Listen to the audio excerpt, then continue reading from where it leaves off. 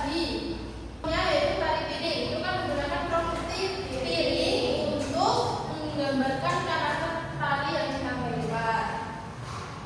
Selanjutnya tata rias.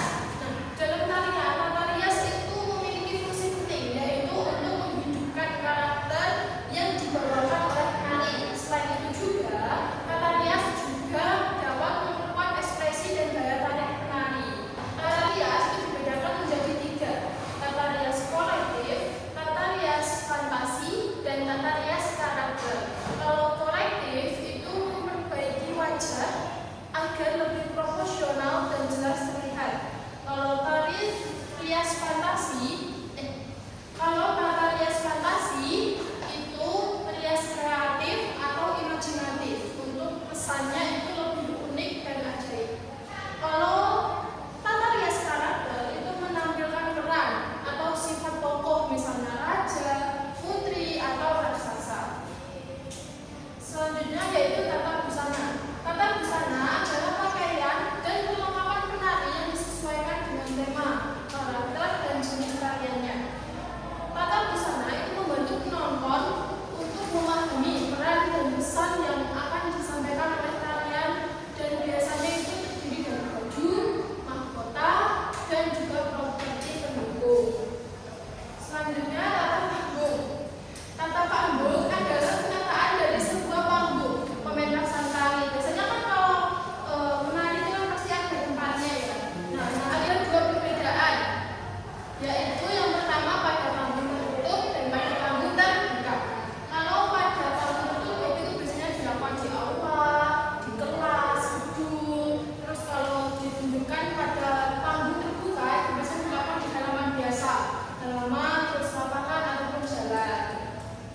Dari sini ada yang mau ditanyakan? Sudah paham ya?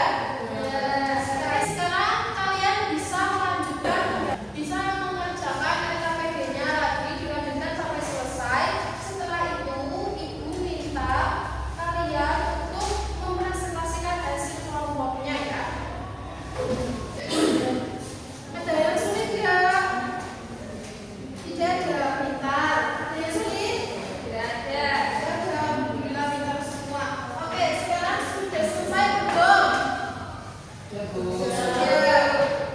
Sekarang bisa maju untuk mempresentasikan hasil ya. Kelompok 1 dulu.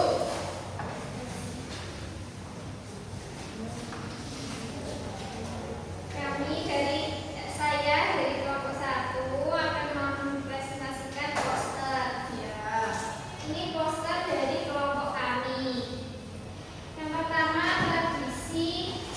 tari tradisi Nusantara itu tarian dari daerah-daerah di Indonesia yang sudah ada sejak lama dan terus diwariskan sampai sekarang. Nomor 2, asal tarian. Yang nomor 5, contoh tari tradisi Nusantara, misalnya tari piring, tari sama, tari kecak. Iya, oke, pintar, bagus, semua jawabannya benar. Kelompok 1 boleh kembali. Kita kasih aplaus untuk kelompok 1. Kelompok 2 bisa maju untuk mempresentasikan hasilnya perwakilan.